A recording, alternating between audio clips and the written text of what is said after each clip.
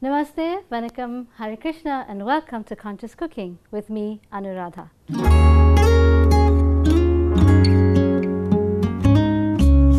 This morning I'm going to show you how to make a traditional Bengali sweet called Gulab Jamun.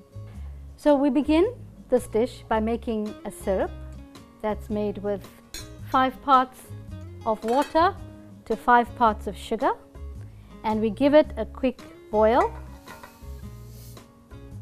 so that we can reduce it to a syrup consistency. And to this sugar water solution we're going to be adding a few ingredients like some cardamom pods,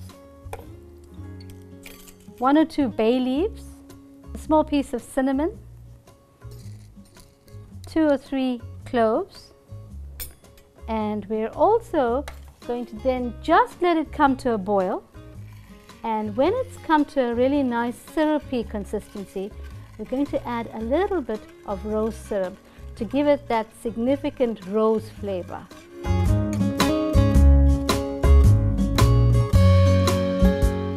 So let me take you through some of the ingredients for this gulab jamun.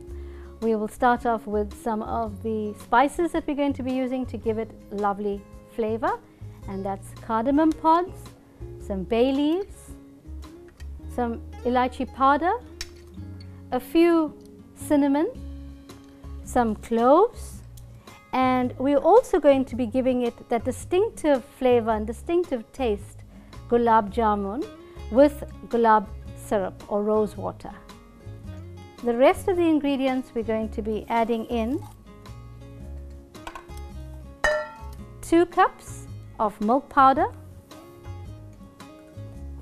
and to this we're going to add about a teaspoon of elaichi powder, a 1/4 cup of melted ghee, and let's just using our fingers rub all those ingredients in nicely to a bit of a breadcrumb consistency.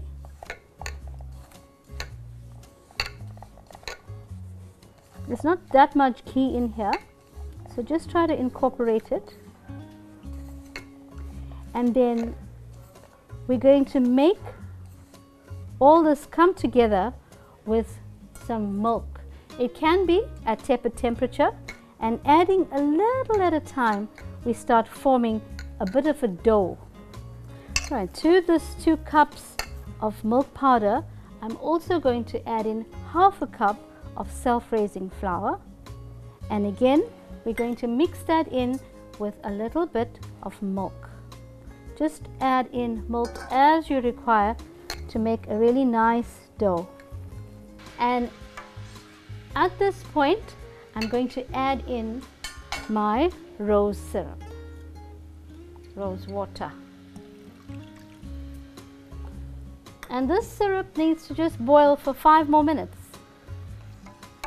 and it will be ready.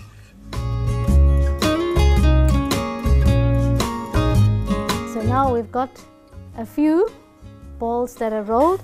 We're now going to turn our heat onto this pot with oil or ghee to fry these gulabs. It's very important that you fry these gulabs on very low heat, and you leave them on for a little while until they turn a golden brown on the outside and they actually almost double in size.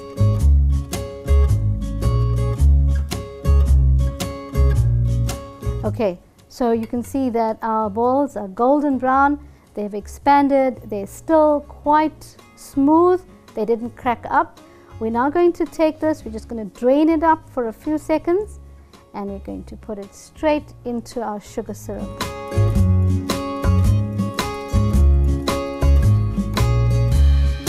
And it's going to stay in our syrup for quite a while. There you have delicious Bengali style gulab jamuns that I hope you will take to your own kitchen and make.